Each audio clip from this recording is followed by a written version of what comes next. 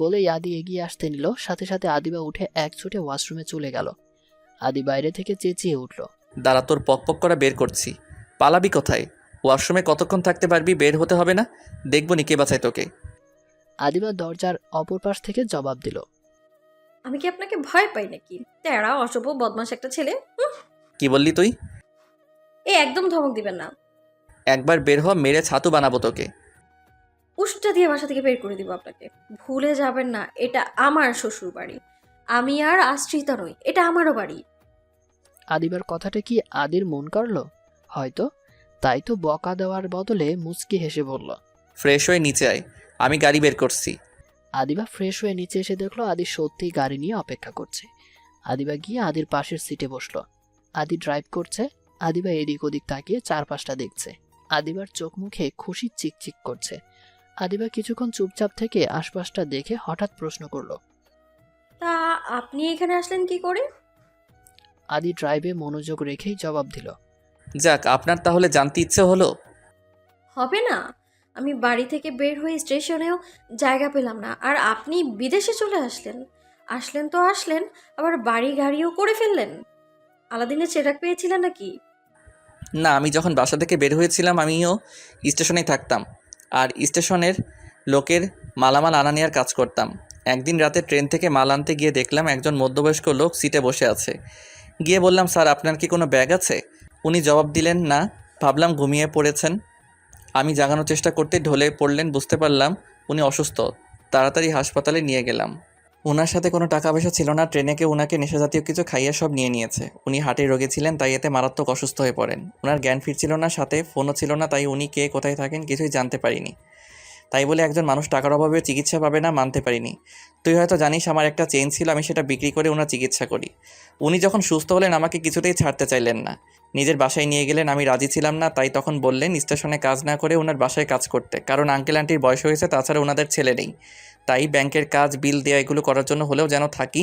আমি রাজি হলাম, বেতনভুক্ত কর্মচারী ছিলাম। কিন্তু কয়েক মাস পরেই ওনাদের দেশের বাইরে আসার সময় হয়ে গেল, কারণ তারা এখানেই স্যাটেল ছিলেন। দেশে মাঝে মাঝে যেতেন। আঙ্কেল আমাকে রেখে আসতে চাননি কোনো মতেই, তাই তিনি লিগ্যালি আমাকে দত্তক নিলেন যেন তাদের ছেলের পরিচয়ে এদেশে সিটিজেনশিপ পাই। তারপর চলে আসলাম, পড়াশোনা শেষ করলাম। কিছুদিন আগে আঙ্কেল অফিসের সমস্ত দায়িত্ব আমায় বুঝিয়ে দিয়ে অবসর নিলেন। বললেন এখন থেকে আমি যেন সব কিছুর দেখাশোনা করি আর তাদের দায়িত্ব নেই। এই সব কিছু আঙ্কেল আন্টির, আমি শুধু পাহারাদার। আমি অফিস জয়েন করেছি 3 মাস হয়েছে, এর মধ্যে দেশে গিয়ে 1 মাসের বেশি সময় থেকেছি। কাল থেকে অফিস জয়েন করতে হবে। অফিসের মালিক হিসেবে এত উদাসীন হওয়া ঠিক না। আঙ্কেল অনেক আশা নিয়ে আমাকে দায়িত্ব দিয়েছেন। হ্যাঁ, সবই কপাল। মানে? আপনি বাসা থেকে বের হয়েও কত কিছু পেলেন, আর আমি সব কিছু হারালাম। না করতে পারলাম পড়াশোনা, না হতে পারলাম কারো প্রিয়। পড়াশোনা তুই কোনোদিনই করতে চাসনি, তোর উদ্দেশ্যই ছিল ঢং করা। এই বাজে কথা বলবেন না। আপনি নিজে একটা ঢংবাজ, আমি না। সারাক্ষণ বাজে কথা বলতে থাকেন, অসহ্যকর ছেলে একটা। কি বললি তুই? বলেই আদি গাড়ি থামিয়ে দিল। সাথে সাথেই আদিবা চোখ বন্ধ করে বলল, দুঃখিত, আপনার কাঙ্ক্ষিত ব্যক্তি এই মুহূর্তে ঘুমিয়ে আছে। অনুগ্রহ করে কিছুক্ষণ পর আবার ট্রাই করুন। টিংটং। এসেছিস থেকে কি করছিস, কি বলছিস কিছুই তো বুঝতে পারছি না। হঠাৎ করে এত বদলে গেলি কি করে? আদির কথায় আদিবা চোখ পিট পিট করে তাকালো। তারপর গাছ ছাড়া ভাব নিয়ে জবাব দিল, ও, তার মানে মারবেন না? আমি আরো ভাবলাম মারবেন হয়তো, তাই অনুগ্রহ করে কিছুক্ষণ পর ট্রাই করতে বলেছিলাম। আবার ফাইজলামি করছিস? কই না তো। এমন অস্বাভাবিক আচরণের কারণ কি? মনে হচ্ছে যেন এই আদিবাকে আমি চিনি না। কথাটা শুনে আদিবা আদির চোখে চোখ রেখে দৃঢ় অথচ শান্ত গলায় বলল, আপনি এই আদিবাকেই চিনেন, খুব ভালো করেই চিনেন। আপনি সারা জীবন এই আদিবাকে নিয়েই তো স্বপ্ন দেখে এসেছেন। এতদিন যে আদিবাকে দেখতেন, সেই আদিবাকে তো আপনি কখনো চাননি। মানে? কিছু না। যা বলার সোজাসুজি বল। ঘুরানো পেঁচানো কথা আমার ভালো লাগে না। এই আপনি এত পকপক করেন কি করে? এত কথা বাদ দিয়ে ড্রাইভ করুন না। শপিং এ যাবো কখন আর ফিরবো কখন? আমি আমার প্রশ্নের জবাব এখনো পাইনি। আমিও জবাব দিইনি, দিবও না। তুই কিন্তু বাড়াবাড়ি করছিস। একদমই না। বাড়াবাড়িটা আপনি করছেন। বউকে তুই করে বলেন কিভাবে আপনি? হ্যাঁ, সামান্য ভদ্রতাটুকু শিখেননি নাকি? তোকে এখন আমার আপনি করে বলতে হবে? বিয়ে যখন করেছেন, আর 5 জন বউদের যে সম্বোধন করে, আপনারও তো তাই করা উচিত। আমি তোকে ভালোবেসে বিয়ে করিনি, তাই আমার কাছ থেকে এত কিছু আশা করিস না। ভালোবেসে করেন আর নাই করেন, করে যখন ফেলেছেন এখন আমাকে ভালোবাসা বাধ্যতামূলক। যদি না বাসি? বাসবেন না কেন? আদিবার কথায় হাসি পেল আদির। সে বহু কষ্টে হাসি চেপে বলল, এখনো পর্যন্ত ভালোবাসা পাওয়ার মতো কোনো কাজ করেছিস? তার চেয়ে বড় কথা, তুই আমার কাছ থেকে ভালোবাসা পেতে চাস? তুই তো আমায় ঘৃণা করিস। আদির কথায় গা জ্বলে গেল আদিবার। এত কিছুর পরেও আদি ভালোবাসার কথা স্বীকার করবে না? বেশ, কতক্ষণ স্বীকার না করে থাকতে পারে আদিবাও দেখবে। যতক্ষণ না আদি নত স্বীকার করছে, আদিবা তাকে একদম কাছে আসতে দিবে না। আদির অহেতুক জেদ সে এবার ভেঙেই ছাড়বে। মনে মনে সিদ্ধান্ত নিল। কিরে, কি ভাবিস? ভাবছি আমি আপনাকে ভালোবাসবো না, অথচ আপনাকে ভালোবাসতে বাধ্য করব। জোর করে ভালোবাসানো যায়? যাব না কেন? আপনি যদি জোর করে সব আদায় করতে পারেন, আমি কেন পারবো না? তাছাড়া ভালো না বাসলেও বউয়ের দায়িত্ব পালনে আপনি বাধ্য। দায়িত্ব নিব না কখনো বলেছি নাকি?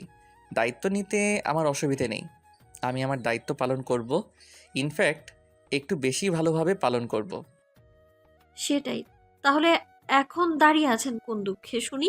গাড়ি স্টার্ট দিন, শপিং মলে যেতে হবে। বউকে কেনাকাটা করে দেয়া ভালো বরের লক্ষণ, বুঝলেন? আদি একগাল হেসে গাড়ি স্টার্ট দিল। গাড়ি চলতে শুরু করেছে, সাথে আদিবার মুখও এক নাগারে কথা বলছে, যেন মুখে খই ফুটেছে। জানেন, আমি কখনো ভাবিনি আমার বিদেশে বিয়ে হবে। তাহলে কি ভেবেছিলি? গ্রামে চেয়ারম্যানের ছেলের সাথে হবে? বাহ, আপনার স্মৃতিশক্তি তো চমৎকার, আজও ভুলেননি। ভুলার মতো বিষয় হলে ভুলে যেতাম। সেবার আপনি বাসা ছেড়ে না আসলে আমি এতদিনে অন্য কারো বউ থাকতাম। সেই জন্যে তোর আমাকে ধন্যবাদ জানানো উচিত। আপনার অত্যাচারে অতিষ্ঠ হয়ে মা আমার বিয়ে দিতে চেয়েছিল, আর এখন ধন্যবাদ চাইছেন? আমি এতদিন বাড়িতে থাকলে এই অত্যাচার অব্যাহত থাকতো। ইনফ্যাক্ট তোর বিয়েও হয়ে যেত। ভালোই তো হতো, চেয়ারম্যানের ছেলের 3 নাম্বার বউ হয়ে যেতাম এতদিনে। কি? অন্যজনের বউ হওয়ার এত শখ? তবে কি, সেই দিন কি ভয়টাই না পেয়েছিলাম জানেন? এভাবে কেউ কাউকে শাস্তি দিতে পারে? আমি পছন্দ করি না জেনেও অন্য ছেলের সাথে সময় কাটাবি আর আমি চুপচাপ সহ্য করব? তাই বলে এইভাবে হাত পা বেঁধে অন্ধকারে সারা রাত ফেলে রাখবেন? তুই একা ছিলি নাকি আমিও তো ছিলাম? কই, আমি তো সেন্সলেস হইনি। সারা রাত তোর পাশেই বসেছিলাম। আপনি ছিলেন? না, আমার ভূত ছিল। তবে আমার শিওর তুই সেদিন সেন্সলেস হোসনি, ঘুমিয়েছিলি। বাসার কেউ সেটা বোঝেনি, কিন্তু আমি তো সকাল পর্যন্ত তোর সাথেই ছিলাম, তাই আমি জানি তোর কোনো শরীর খারাপ হয়নি। আদির কথায় হি হি করে হেসে উঠল আদিবা। কত হারামি তুই, ভেবে দেখ। সেদিন যদি অভিনয় না করতে এত কিছু ঘটতো না। সবাই ভাবে আমি জেদি, কিন্তু তুই ঠিক কতটা জেদি সেটা আমি ছাড়া কেউ জানে না। তুই প্রকাশ করিস না, কিন্তু মনে মনে নিজে যেটা ঠিক করিস সেটা করেই ছাড়িস। শাসন কিংবা আদর কোনো কিছুতেই তোর সিদ্ধান্ত বদলায় না। সেদিন বাবা আমাকে মারছে দেখেও তুই কিছু বলিসনি, চুপচাপ আমার মার খাওয়া দেখছিলি। কতটা পাষাণ আর নির্দয় তুই। আফসোস, আপনি এই নির্দয়টাকেই ভালোবাসেন। আবার বাজে কথা বলিস। আমি তোকে ভালোবাসি না, কোনোদিন বাসিও নি। তোর প্রতি আমার যেটা আছে সেটাকে মোহ বলে। কোনো না কোনো দিন এই মোহ কেটে যাবে। ও, তাহলে বোধহয় আমার মনের ভুল। হ্যাঁ, ভুলেই। তোর মতো ডাইনি বুড়িকে কে ভালোবাসবে? আর আপনার মতো রাক্ষসকে কে বাসবে? এমন একটা ভাব যেন আমি তার ভালোবাসা পাওয়ার জন্য মরে যাচ্ছি। ভালোবাসা ধুয়ে পানি খাবো নাকি? আমি তো আপনার ঘাড়ে বসে খাবো, সারা জীবন জ্বালাবো। দেখবো কি করে এই মোহ কাটিয়ে আমায় ডিভোর্স দেন আপনি। ডিভোর্স তো আমিও দিব না।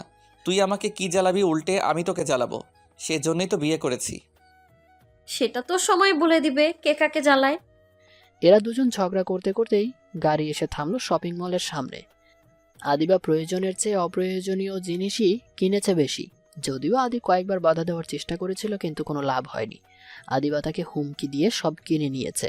বলেছে আদি যদি কিনতে না দেয় তাহলে সে সবার সামনে সিন ক্রিয়েট করবে, কান্নাকাটি করবে। তাই আদি বাধ্য হয়ে সব কিনে দিয়েছে। শপিং শেষ হতে হতে বেলা গড়িয়ে গেল। এত ঘোরাঘুরিতে আদি ক্লান্ত হয়ে পড়লেও আদিবার মুখে হাসি আদির পকেট ফাঁকা করতে পেরে নিজেকে বেশ বিজয়ী মনে হচ্ছে। আদিবা গাড়িতে বসে গুনগুন করে গান গাইছে, আর আদি রাগে ফোঁস করছে। হঠাৎ আদিবা বলল, আমার ক্ষুধা পেয়েছে, সন্ধ্যাও হয়ে এসেছে। এখন গিয়ে রান্না করার এনার্জি নেই, চলুন না বাইরে থেকে খেয়ে যাই। সাথে সাথে আদি সোজা সাপটা জবাব দিল, না, আমি বাইরের খাবার খাই না। আজব, খান না, খাবেন। না, খাবো না। আমি বাইরে খাবো না। কেন খাবেন না? আমার ইচ্ছা। আমি রান্না করতে পারবো না। আমি তো আগেই বলেছি বাসার কোনো কাজই তোকে করতে হবে না। তাহলে বিয়ে করেছেন কেন? বসিয়ে বসিয়ে খাওয়ানোর জন্য? না, কেন করেছি যখন আদায় করব তখন বুঝতে পারবি। কি আদায় করবেন? আদি বাঁকা হাসলো, উত্তর দিল না। বাসায় ফিরে ফ্রেশ হয়ে আদি রান্না করতে চেয়েছিল, কিন্তু আদিবা করতে দেয়নি। আদিবা নিজেই রান্না বান্না করেছে। খেয়ে দিয়ে আদিবা ঘরে গিয়ে শুয়ে পড়ল। কিছুক্ষণ পর সেখানে আদির আগমন ঘটল। ঘরে ঢুকে দেখলো আদিবা আদির বিছানা দখল করে শুয়ে আছে। আদি এসে শান্তভাবে বিছানায় বসলো। সাথে সাথে আদিবা উঠে কর্কশ কণ্ঠে বলল, খবরদার উল্টাপাল্টা কিছু করবেন না। আদি ভ্রু কুঁচকে তাকালো। উল্টোপাল্টা মানে? আপনি যা যা করেন সবই উল্টাপাল্টা। তুই ভুলে যাচ্ছিস তুই আমার বউ আগে, তাই যা যা উল্টাপাল্টা ছিল এখন সেগুলো ঠিকঠাক হওয়ার কথা। না হওয়ার কথা না। আপনি তো আমায় ভালোবাসেন না, তাহলে আমি কেন আপনাকে বাসতে যাব? যতদিন না দুজন দুজনকে ভালোবাসতে পারছি, কাছে আসবেন না। তো তোকে ভালোবাসতে কে বলেছে? তোর ভালোবাসা তোর কাছে রেখে দে, ভালোবাসা দিয়ে আমার কাজ কি? আমার ভালোবাসাটা আসার দরকার নেই ভাই। আজ আমার বাসর রাত, কারোর কথায় আমি রাতটা নষ্ট করব না। একটু বাধা দিবি তো ছাদে নিয়ে গিয়ে ধাক্কা দিয়ে সোজা নিচে ফেলে দিব। মানে কি? কথায় আছে বাসর রাতে বিড়াল মারতে হয়, তা না হলে বিড়ালকে বসে রাখা যায় না। কি বোঝাতে চাইছেন? আদিবা আমতা আমতা করছে দেখে আদির হাসি পেল। সে উঠে গিয়ে একটা বয়ম এনে আদিবার দিকে এগিয়ে দিল। আদিবা আদির দিকে অসহায় চোখে তাকিয়ে আছে দেখে আদি বলল, কি এটা? কি হলো নে, নিয়ে দেখ। আদিবা কাঁপা কাঁপা হাতে বয়মটা হাতে নিয়ে বলল, কি এটা? আচার। আচার? আচার দিয়ে কি হবে?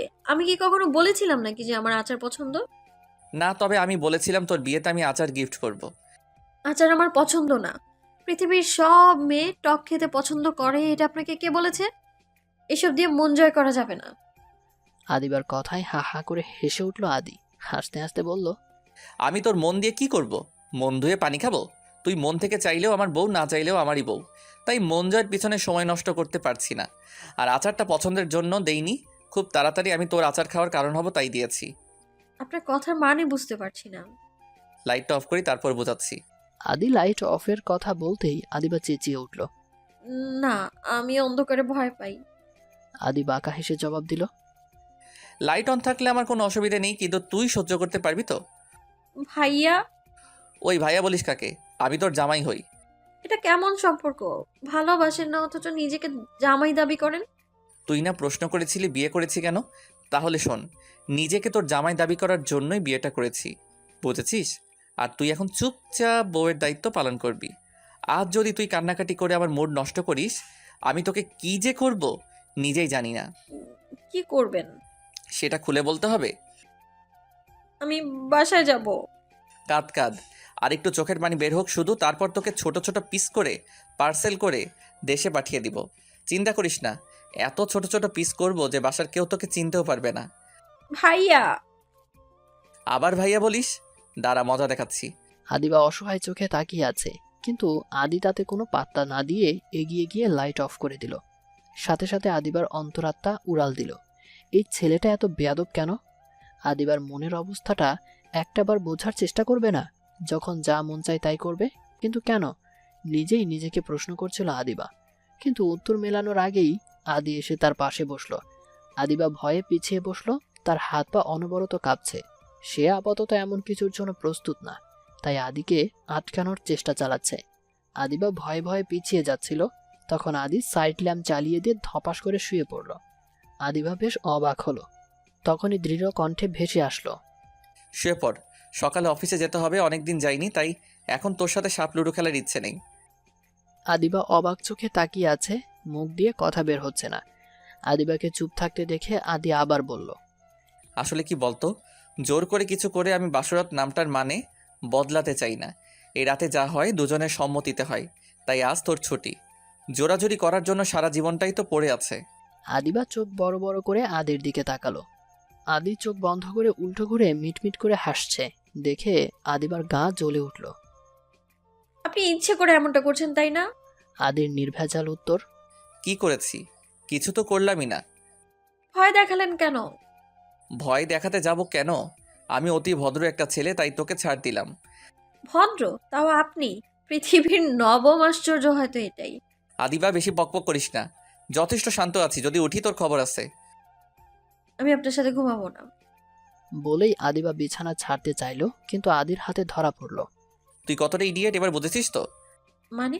আমাকে বিরক্ত না করলে শান্তিতে ঘুমাতে পারতি, কিন্তু তোর সেটা পছন্দ হলো না। দুঃখজনক। যাই হোক, বউ এখন চুপচাপ বউয়ের দায়িত্ব পালন করো তো। বলেই আদি হ্যাঁচকা টানে আদিবাকে নিজের সাথে মিশিয়ে নিল। আদিবা ভীরু চোখে আদিবার দিকে তাকালো। আদিবার কাঁপা কাঁপা ঠোঁট প্রমাণ করছে সে কিছু বলতে চায়, কিন্তু আদি তাকে সেই সুযোগই দিল না। আদিবার চুলে মুখ ডুবাতেই আদিবা কেঁপে উঠল। ইচ্ছাকৃত হোক বা অনিচ্ছাকৃত, এই প্রথমবার আদিবা আদির প্রতি বিপরীত প্রতিক্রিয়া দেখালো। এতে আদি বেশ অবাকই হলো। সে মুখ তুলে আদিবাকে একবার দেখে নিল। না, আদিবার চোখে ভয় কিংবা ঘৃণা নেই, যা আছে লজ্জা আর সংকোচ। আদির সাহস যেন মুহূর্তেই বেড়ে গেল। সে আলতো করে আদিবার মাঝে হারিয়ে যেতে লাগলো। আদিবাও তাকে বাধা দেয়নি। বেশ কিছুক্ষণ পর আদি ফ্রেশ হতে চলে গেল। ফিরে এসে বেশ অবাক হলো, কারণ আদিবা শুয়ে শুয়ে কাঁদছে। আদিবার কান্না আদির ভেতরটা ভেঙে দিল। এই প্রথমবার আদিবার কান্না আদিকে ছুঁতে পারলো। আদি ব্যস্ত গলায় বলল, আমি তো আজ তোকে জোর করিনি, তুই চাইলেই আমাকে আটকাতে পারতি। আদির কণ্ঠ শুনে আদিবা তাড়াতাড়ি চোখের পানি আড়ালের চেষ্টায় উঠে ওয়াশরুমের দিকে পা বাড়ালো, কিন্তু আদি আবারও তাকে আটকে দিল। আলতো করে বিছানায় বসিয়ে দিল। ব্যথা পেয়েছিস? আদিবা মুখে কিছু না বললেও নাসূচক মাথা নাড়ল। তাহলে রাগ করেছিস? আদিবা আবারও মাথা নাড়ল। তাহলে সমস্যাটা কোথায়? আমরা লিগ্যালি ম্যারিড, আমাদের মাঝে এমন কিছু ঘটবে, এটাই তো স্বাভাবিক। এতক্ষণ পর আদিবার মুখে কথা ফুটল। আমি তো আপনাকে কিছু বলিনি। কাঁদছিস কেন? আপনার এত কিছু জেনে কি হবে? আমি আপনাকে কি করে বলবো, এটা মন ভাঙার কান্না না। এতদিন ধরে যার জন্য অপেক্ষা করেছিলাম, তাকে নিজের করে পাওয়ার আনন্দের কান্না। আজ থেকে আপনি আমার, শুধুই আমার। আদিবা, আপনি ঘুমান, আমি ফ্রেশ হয়ে আসছি। বলে আদিবা শান্তভাবে উঠে চলে গেল। আদিবার যাওয়ার দিকে তাকিয়ে আছে। তার ভেতরে এক প্রকার ঝড় বয়ে যাচ্ছে। তবে কি সে মেয়েটার সাথে অন্যায় করলো? আদিবা ফিরে এসে দেখলো আদি এখনো এভাবেই বসে আছে। তার চোখ ছলছল করছে। আদিবা সাইড টেবিল থেকে এক গ্লাস পানি নিয়ে আদির দিকে এগিয়ে দিল। বলছিলাম সকালে অফিস আছে, ঘুমিয়ে পড়ুন। আদি পানির গ্লাস হাতে নিয়ে আদিবার দিকে তাকিয়ে প্রশ্ন করলো, আদিবা, তোর কি মন খারাপ হয়েছে? যদি হয়ে থাকে আমি তার জন্য দুঃখিত। আমি আর কখনো এমন কিছু করব না। প্লিজ, মন খারাপ করে থাকিস না। আপনার কেন মনে হচ্ছে আমি মন খারাপ করেছি? আমার মন খারাপ হবে কেন? আমার তো মনে হয় আজ রাতে বিড়ালটা আপনি নয়, আমিই মারতে পেরেছি। মানে? আদিত্য চৌধুরীর মতো তেড়া একজন আজ আমার কাছে নত স্বীকার করেছে। তার চোখ ছলছল করছে। তাই আমার মনে হয় এরপর থেকে আপনার বউ আপনার কথা নয়, বরং আপনি আপনার বউয়ের কথায় চলবেন। বলেই খিলখিল করে হেসে উঠল আদিবা। নিস্তব্ধ রাতে সেই হাসি অদ্ভুত রকমের মিষ্টি শোনালো। আদি নীরব চোখে তাকিয়ে আছে আদিবার হাসি মুখের দিকে। নিজেকে বড্ড বেশি সুখী মনে হচ্ছে আজ। নিজের উপর নিজের হিংসা হচ্ছে। একদিনের ব্যবধানে জীবনে এত সুখ এসে ভিড় জমাতে পারে কে জানতো? আদিকে দ্বিতীয়বারের মতো অবাক করে দিয়ে আদিবা তার খুব কাছে এসে বলল, এ তো কেবল শুরু। আরও কত কিছু সহ্য করতে আপনার চিন্তাই করতে পারছেন না। আপনার চোখের পানি নাকের পানি এক করে ছাড়বো আমি। আদিবার আচরণ আদিকে অবাক করলেও আদি ততটা গায়ে মাখল না। সে আদিবার জন্য রান্না করে তাকে খাইয়ে দিয়ে নামমাত্র বিশ্রাম নিয়েই অফিসে ছুটল। যাই হয়ে যাক, আজ অফিস মিস করা যাবে না। আদির চোখ মুখে ক্লান্তির ছাপ, তবুও তা উপেক্ষা করে মিটিং রুমে ঢুকল। আদির মিটিং শুরু হতেই সশব্দে তার ফোন বেজে উঠল। মিটিংয়ের মাঝে ফোনের আওয়াজে সবাই মোটামুটি বিরক্ত হয়েছে, তবে আদি যেহেতু অফিসের বস, তাই এইটুকু এখতিয়ার তার আছে। সে ফোনটা হাতে নিয়ে চোখ রাখতেই দেখলো আদিবা ফোন করেছে। আদি তাড়াতাড়ি ফোন তুলে সাইডে গেল। হ্যালো আদিবা। তা নয়তো কে? আমার ভূতে ফোন করেছে আপনাকে? হ্যাঁ, আদিবা, আমি মিটিংয়ে আছি, তোকে কিছুক্ষণ পর ফোন দেই। আমার যে মিটিং বেশি হলো আপনার কাছে? উফ, কী সব বলছিস? আপনিই তো বললেন। আমি বলেছি মিটিং শেষ করে কল দিব। কিন্তু আমি এক্ষুনি কথা বলতে চাই। বেশ দরকারি কিছু বলার থাকলে বলে ফেল, সবাই আমার জন্য অপেক্ষা করছে। আমি আপনাকে ভালোবাসি। আদিবার কথায় আদি স্মিত হাসল। হাসি মুখেই উত্তর দিল, আমি জানি, আর এর বিপরীতে আমি কি উত্তর দিব সেটাও তুই জানিস। আমি জানলে হবে তো? নিজের মুখে উত্তর দিন। কি ছেলে মানুষই হচ্ছে। আমি মিটিং রুমে, সবার সামনে কি করে বলবো? তার মানে বলবেন না? ছোট বাচ্চাদের মতো কি হচ্ছে এসব? তুই কি ছোট বাচ্চা? বুঝিস না কিছু? স্বামীর সাথে আলাদ করার বয়স আমার নেই, সেটা বোঝাতে চাইছেন?